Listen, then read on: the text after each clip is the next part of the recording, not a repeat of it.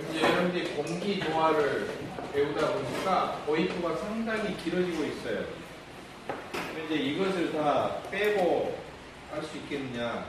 물론 바이너 문제 풀이식으로 이거 뭐 이렇게 엑기스 위주로 이렇게 할 수가 있겠죠. 그런데 그렇게 되면 문제가 이게 왜 답이 되는가? 그리고 나중에 업그레이드할 때 산업기사나 기사 공부할 때 그리고 또 현장에 갔을 때 왜 그렇게 공족이나 이런 반대신에서 자전거를 놓고 왜 그렇게 세팅 값이 왜 그렇게 되는지 어디가 하나 고장이 나더라도 시스템 흐름이 어떻게 돼서 어떻게 제어가 돼야 되는지 이런 걸 전혀 알지 못합니다. 특히 공조 관련 근무자들이 경력이 10년 돼 있다. 그럼 그 사람이 베테랑이 아니에요. 똑같아요. 자격증 채우고 딴 사람은. 그 이유가 뭐냐면 제대로 처음부터 공부를 안 했기 때문에 대부분 그래요. 현장에 오래 있다 뿐이지 전문가냐 아니라는 전문가가 아니에요. 오래 있었던 사람이에요. 오래 있었던 사람. 공조는 기능적인 것보다는 거의 다 기술적인 부분이 사실 많습니다. 기술적인. 그리고 요즘에 기능적인 부분은 사실 공조 기술자가 하는 게 아니에요. 거의 다 보면 냉동 기술자 들어와서 냉동기 관련 세팅에서 설치, 시공하고 덕트 같은 설비는 함석집에서 와가지고 쉽게 말하면 함석쟁이들이 하는 것이고 그러니까 공조는 모든 것을 설비를 갖다 종합적으로 이렇게 어우를 수가 있어야 되는데 그런 기술자들이 들다 보니까 현장에 한 5년, 10년 돼 있어도 잘 모르고요. 또 하나는 설계팀에 공조를 갖다 종합적으로 설비라는 업체들은 설계팀이 딸려 있어요. 설계팀이 딸려 있는데도 설계하는 그 당사자 한 사람만 이렇게 계산적으로만 그렇게 또 알고 시공 현장에는 또 별도잖아요. 그렇죠? 그러다 보니까 종합적으로 파악하기가 어려워요. 사실 냉동 분야도 현장에 가면 자격증 따면은 어떻게 따냐 이렇게 물어보기도 하지만 공조는 더 심하다. 우리 생각하시면 되고 제가 볼 때는 뭐 지역권 차이가 있지만 이제 서울 경기 쪽으로 이렇게 집중되어 있어요. 사실 진짜 기술이나 사람 기반 모든 것이 이제 지방으로 내려갈수록 그런 게 너무나 좀 편차가 심해서 제대로 된 기술자들은 거의 없다 그렇게 보시면 돼요. 여러분들이 항상 매번 강의합니다. 여러분들이 처음이다라고 생각하고 잡으신 것 같고 자세히 생각하세요. 알겠죠? 공기조화를 하려면 공기의 상태를 목적에 맞게 조절한다고 그랬죠? 네. 그러니까 지금 목적은 이미 이야기했어요. 두 가지가 있어요. 사람을 대상으로 하느냐 뭐예요? 물품을 대상으로 하느냐 이렇게 했고요. 공기 상태는 네 가지를 주로 한다고 했는데 사실 네 가지를 조절을 하면은 걸잡는 것이 되게 많아요. 온도 조절해야죠. 근데 온도도 자세히 들어가니까 검고 온도냐 습도 온도냐 뭐 이런 것들이 나누이잖아요. 그러면 이게 온도계 온도냐? 아니다. 이게 목적은 뭐예요? 최종적으로 사람을 대상으로 하는 것은 쾌감이잖아요. 그렇죠? 네. 그러니까 사람이 그러는 거예요. 아 여기 온도 열심히 배웠다. 그러니까. 아니 나 몰라.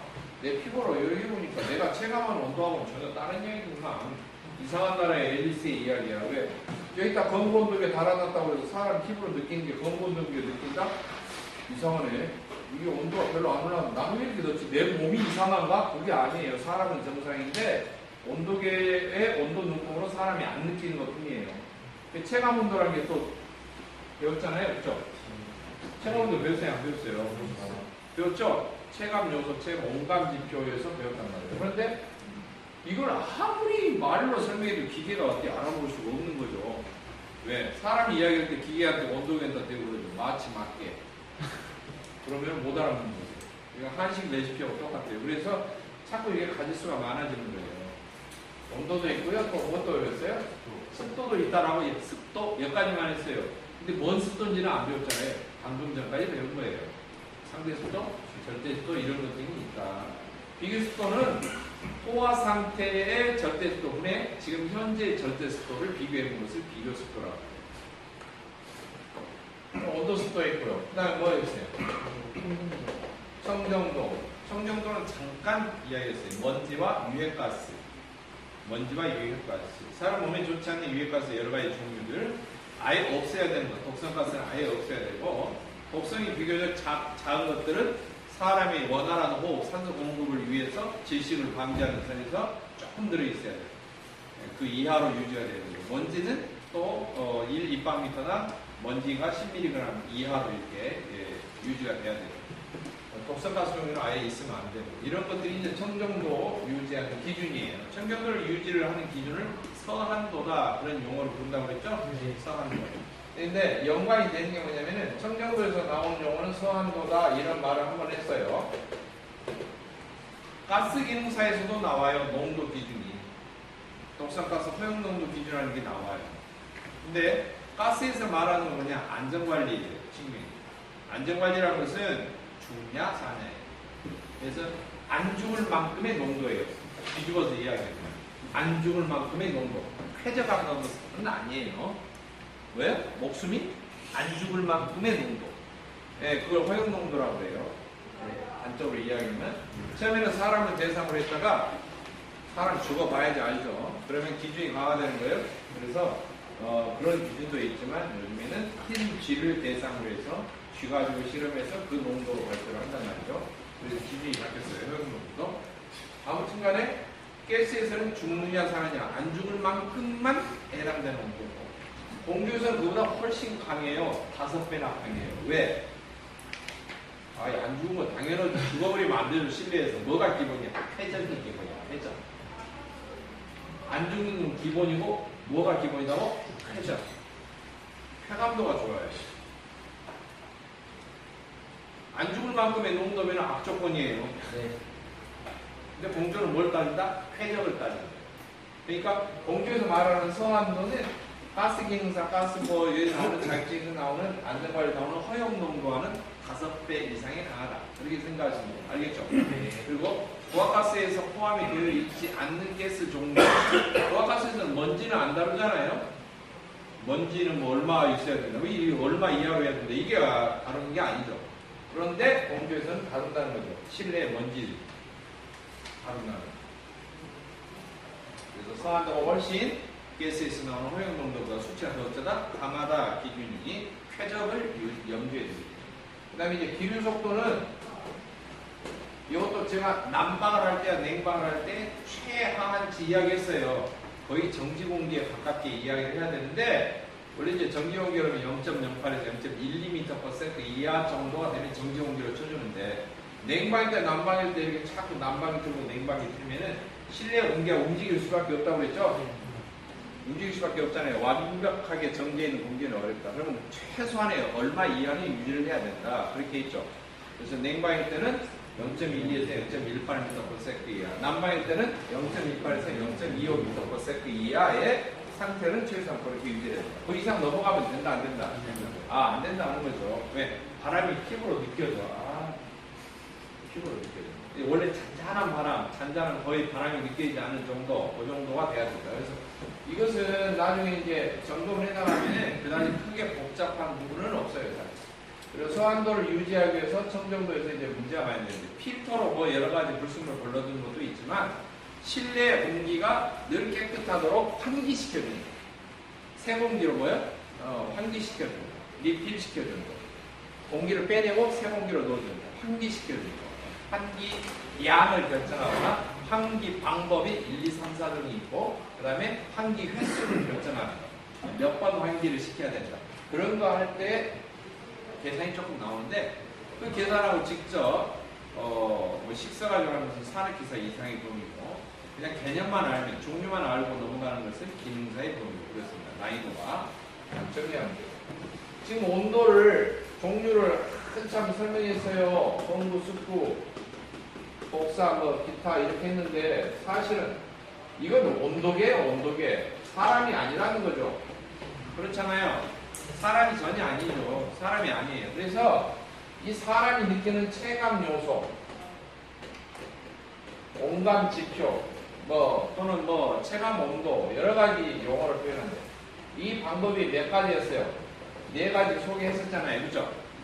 유효온도, 수중유효온도, 불쾌지수, 그 다음에 효과 온도 이런 식으로 해서 4가지 방법으로 표현을 한다라고 이야기를 했어요. 근데 일기예보서도 발표를 하는 거, 불쾌지수 같은 거 발표하는 거. 그래서 0.72 곱하기 가로 열고 건분도 플러스 습관도 바로 더 플러스 40.6 해서 이 식으로 해서 간이식으로 계산을 한다. 이야기했어요. 참 신기하죠. 안 보고 줄줄줄 하니까 하나도 안 보고 하니까 여러분들 이제 조금만 보고 가면 돼요. 네? 벌써 한숨부터 나오군요. 이런 거 등등 해서 이게 겨우 온도예요. 그 다음에 습도예요. 습도 있죠. 뭐 했어요? 상대 습도하고 절대 습도하고 지금 공부했단 말이에요.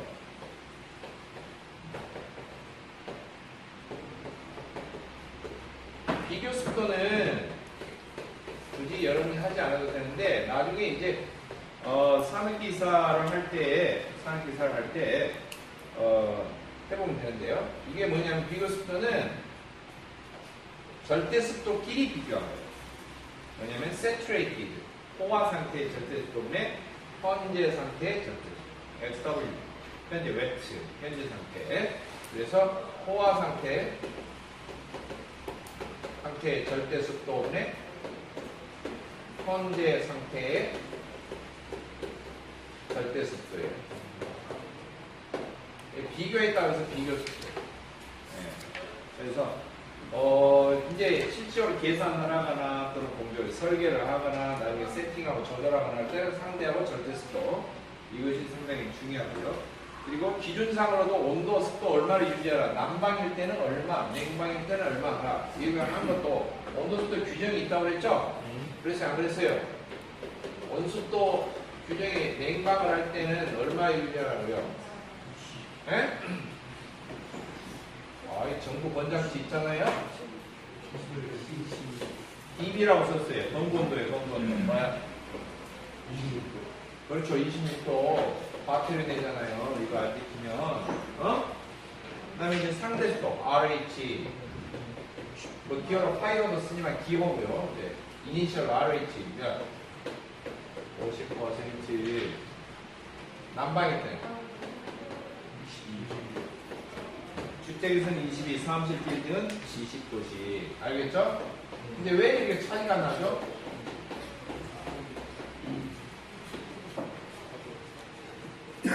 내가 조선모 아니에요. 뭐야? 사무실에서는 바깥에 출근해서 있는 장소니까 홀라당 안 벗고 있죠. 옷을 한 커플을 더 입고 있죠. 네. 양복이라도 작업복이라도. 집에서는 어때요? 홀라당이잖아요. 더 춥잖아요. 추우니까 어때요? 온도부터 올리는 거죠, 당연히. 그래서 이제 주택 있는 거죠. 쉽게 이해되시죠? 네. 근데 이게 다 모든 국민에게 들어맞아요? 아니야. 내가 분명히 아니라고 있어. 왜? 이거 주관적인 거죠. 사실 엄밀히 말하면.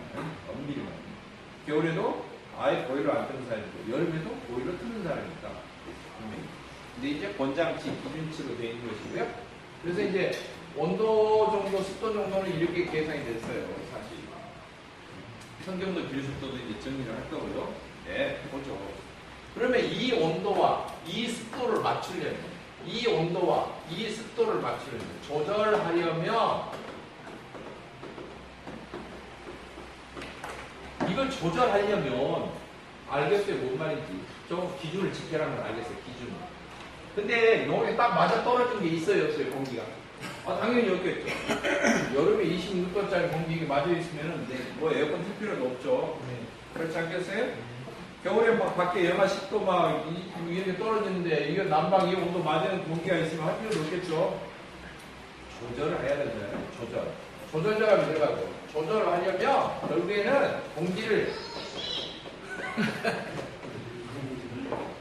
그러니까 공기를 가열하거나 냉각하거나 공기를 사습하거나 방습하거나 이런 거 등등을 해야 될 거예요, 분명히. 그죠? 그러니까 이런 장치들이 필요하게 되고 그 다음에 이렇게 했을 때 정말 이 수치에 맞아 떨어질까? 그럼 가열하려면 얼마만큼 가열을 해줘야 될까? 가열한다는 것은 열을 가한다, 열을 더해준다는 말이잖아요. 냉각이란 말은 열을 뺀다는 거죠. 냉동할 때 배웠잖아요. 열을 제거하는 거예요. 공기에 있는 열을 어때요? 제거하는 거예요. 가습이나 감습은 뭐예요? 공기 중에 습기를 올려주기도 하고 습기 있는 거 양을 봐고 너무 많은 양이 나면 빼기도 해요. 근데 빼는 것도 기계한테 명령을 낼 때는 공기 통과하는 몇 입방미터 있는 중에서 수증기를 몇 g을 빼라. 이렇게 돼야지. 아니, 좀 알아서 마지막에 해봐봐. 전결. 여기서 끝났어. 전결권. 기계한테 전결권을 주는 거야. 알아서 해봐. 그런 것은 있을 수가 없죠? 그게 안 돼요. 작성이. 그래서 지금 복잡한 걸 이야기하는 거예요. 기계가 알아먹게 하기 위해서. 분명히 기준은 상대속도야, RH. 상대속도잖아요. 그렇죠? 근데 기계한테는 이렇게 하면 못 알아먹어. 그러니까 뭘로? 절대속도를 계산해서 수증기 몇 그램 빼. 아니, 수증기 2kg 집어넣어. 이런 식으로 숫자로 정량화된 걸로 딱딱 명령을 내려야지만이 통과하는 공기가 딱딱딱 조절이 되는 거예요. 그래서 지금 그 작업들을 하는 거예요. 공기 상태가 복잡하다고. 지금 안 한 게 뭐냐? 왜 뜨는지냐? 가열 내가 좀 배워야 되는데 이게 뭐라고 관련돼 있다고? 열이라고요, 열. 공기는 도대체 열이 얼마나 있고, 열을 어떻게 계산하고, 요만큼 현재 열이 있는데 얼마큼 열을 보태야 되는지, 열을 얼마큼 빼야지 냉각이 되거나 가열이 돼서 온도가 맞는지 알려면은 공기가 갖고 있는 열부터 알아야 된다. 여름에는 밖에서 들여오는 공기가 열을 많이 머금고 있을 거예요. 겨울에는 열이 없다고요? 있어요. 영하 273도 이상만 되면 분자가 운동하는 에너지가 있기 때문에 영하 273도면 뭐예요? 절대 온도를 0도이죠? 0도 이상만 되면 모든 물체는 어때요? 열의 에너지를 갖고 있는 거예요, 내부에. 우리가 표현할 때만 마이너스 숫자로 쓴 거지 사실은 절대 온도 표현은 영하 273도를 숫자 0으로 쓰잖아요. 0켈빈 이상만 되면 다 에너지를 있다 없다? 있는 거예요. 내부의 분자 내부 에너지를 지니고 있는 거예요. 열 에너지를 지니고 있는 거예요. 조금 있어서 그렇지. 그래서 공기가 지니고 있는 열 좀 알아봐야 되겠다 이거죠. 공기가 지니고 있는 열.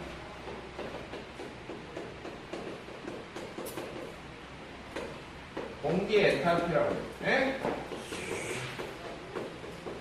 요거 이제 더 정확하게는 습공기가 지니고 있는 엔탈피. 습공기가 지니고 있는 엔탈피. 이렇게 이해를 하고요. 습공기는 어차피 건조한 공기하고 수증기하고 합해진 거예요. 맞죠? 그래서 습공기 엔탈피는 건조한 공기 성분이 갖고 있는 엔탈피와 플러스 수증기 성분이 가지고 있는 엔탈피 이 두 개가 합해져야지만이 습공기가 지니고 있는 엔탈피가 됩니다. 이런 순위입니다. 일단 개념부터 출발하는 거예요. 건조 공기는 그러면은 엔탈피가 얼마예요? 수증기는 엔탈피가 얼마인지. 요거 이제 조금 배웠던 그동안에 배웠던 기초목을 다 훑어서 그래프를 조금 보고 참조하고 그래서 저기서 저 숫자가 나왔구나 하고 보셔야 돼요. 복잡하다고요? 기능사업도 이 시험 문제는 나와요. 기능사업. 그리고 여기는 열을 넣고 빼고 하는 거죠. 여기는 공기 중에 무엇을? 수분을 넣고 빼고 하잖아요. 그렇죠? 그래서 여기서 계산이 또 두 가지가 또 나와. 열과 수분이 각각 몇 대 몇으로 조절이 됩니다. 열 수분 비율이라고 하고요. 열 수분 비율. 열로 종류가 여러분 열의 성질은 온도를 올리는 데 사용되는 열 현재 있죠? 상태를 변화시키는 데 사용되는 열 잠재 있죠? 공기의 실내 온도를 따뜻하게 해주죠. 실내 온도를 차게 해주려면 어떤 열이 주도적인 역할을 해야 되냐면 현열이에요. 무슨 열? 현. 그래서 공기가 이렇게 공기 조화기를 통과를 하면서 가열도 됐다가 냉각도 됐다가 가습도 됐다가 감습도 됐다가 이렇게 하는데 가열 냉각될 때 열이 들어가기도 하고 열이 어때요? 빠져나오기도 하는데 들어가는 열, 빠져나오는 열 중에는 현열 성분도 있고 장열 성분도 분명히 있어요. 기계를 통과할 때. 알겠죠? 근데 그 중에서도 주도적인 역할하고 진짜 쓰임새 있는 열은 뭐냐? 현열이에요. 왜? 지금 여기서 가열하고 냉각하는 목적은 뭐예요? 실내의 온도를 조절해주는 거예요. 실내의 온도를 조절하는 데 쓰이는 열은 온도 변화에 사용된 열이니까 현열이 사용돼요. 그러니까 공기 조화기를 통과할 때 가열도 해주고 냉각도 해주고 하는데 그 중에서도 진짜 알짜배기 열은 무슨 열이다? 현열이라는 거예요. 그러니까 다 투입되고 빼고 막 하는데 아무튼 현열, 잠열 섞어서 뭐 자기 나름대로 역할을 할 텐데 그 중에 알짜배기 역할을 하는 현열이 얼마나 되는지 비율을 내는 거예요. 전체 투입되거나 빼버린 열량 중에 현열 성분이 몇 프로인지 그게 현혈비라고 해요. 개념상으로는 그래요. 나중에 계산은 간단해. 문제를 보면은 되게 간단해요. 그러니까 기본 개념 출발하고 보면은 그냥 계산 뚜드러 푸는 거 있기 때문에 거의 초등학교 문제예요.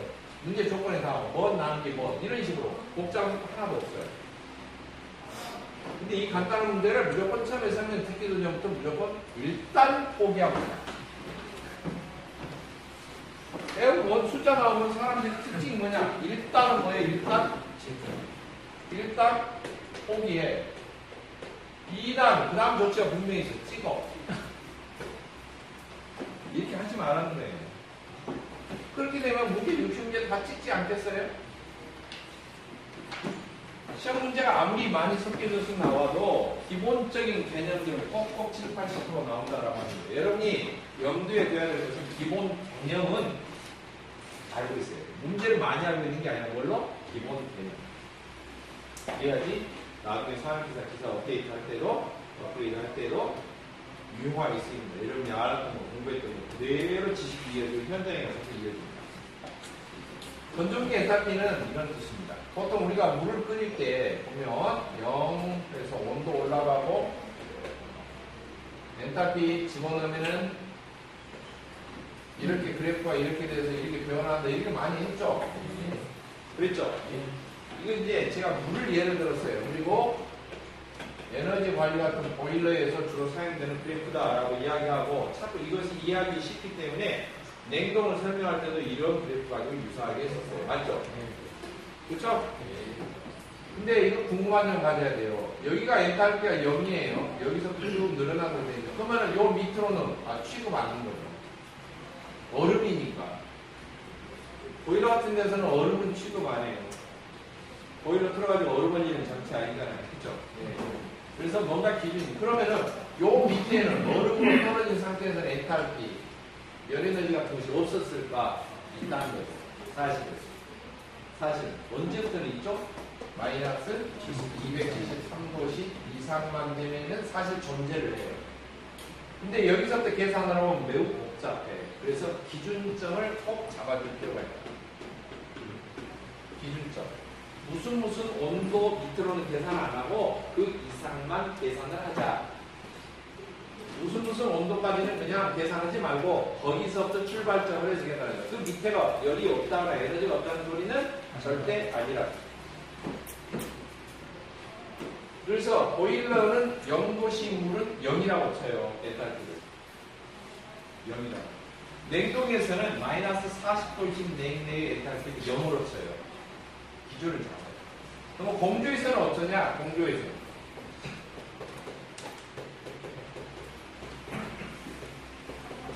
공조 계산에서 기준점. 알겠죠? 왜냐면은 0도씨 공기. 0도씨 공기. 건조한 공기예요. 네? 0도씨 건조한 공기는 엔탈피가 없는 걸로 써요.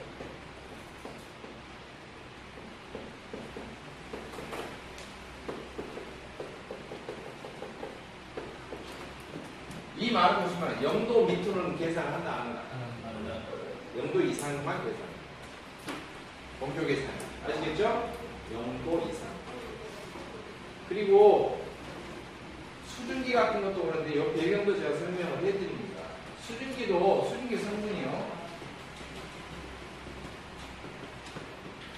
사실 우리가 숨쉬고 있는 스폰기라는 것은 이 스폰기는 건조한 공기 중에 수증기가 포함된 거예요. 수증기 기체죠. 맞죠? 수증기가 생길 수 있는 상태는 뭐냐? 그래서 내가 물 그래프를 그리는 거예요. 물은 외부에서 누르고 있는 압력에 따라서 이 끓는 점, 포화점이라고 하는데 포화점이 변하죠. 세게 누르면 더 올라가서 끓죠. 맞죠? 압력이 낮아지면 더 밑에 있는데도 끓죠. 그렇죠? 만약에 압력이 진공 상태면 0도에서 끓어요. 그래서 그래프가 이렇게 돼요. 수도 없이 많이 그려봤기 때문에 알 거예요. 그러면 0도 밑에는 어쩌냐? 얼음이에요, 얼음.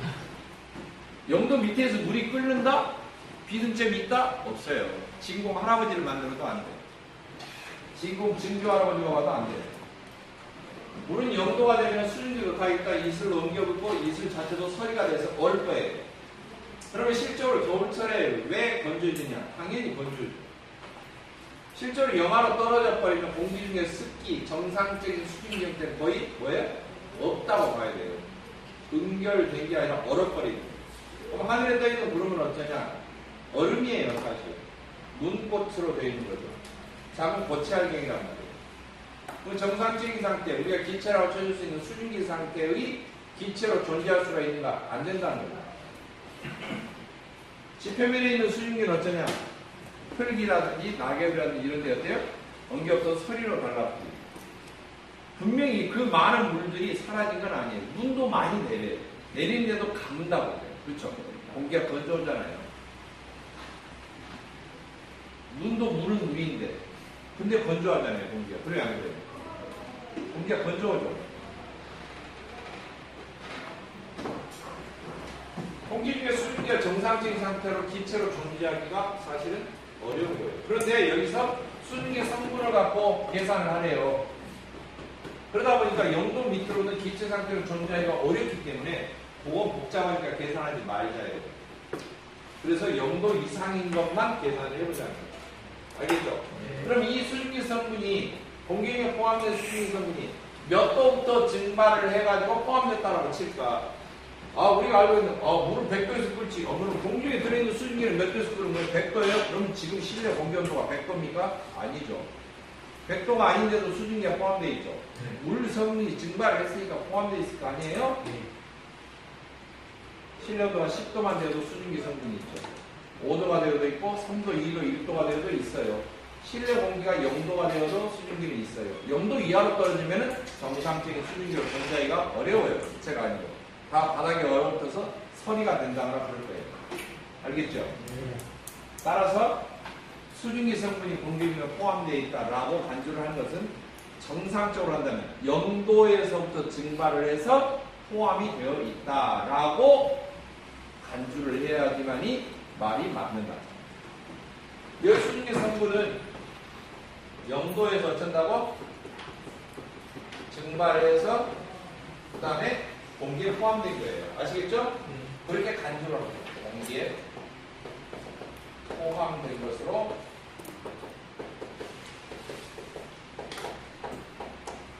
간주합니다. 이 두 가지를 지켜서 습공기가 지니고 있는 엔탈피, 열량을 계산을 해낸다.